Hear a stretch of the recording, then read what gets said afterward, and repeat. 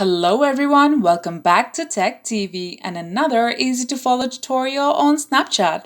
In today's video, I'm going to show you how to let anyone join your story on Snapchat.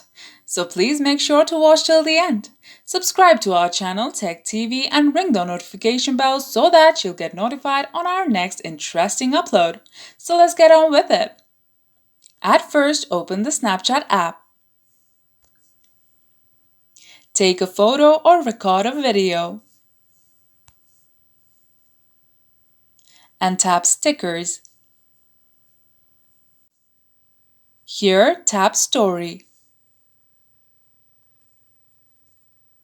And select Private Story.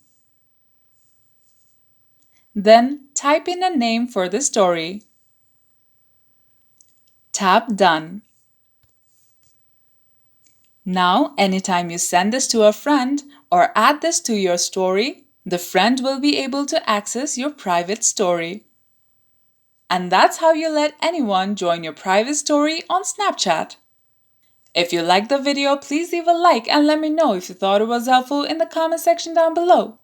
Thank you for watching and I'll be back with more interesting tutorials soon. Until next time.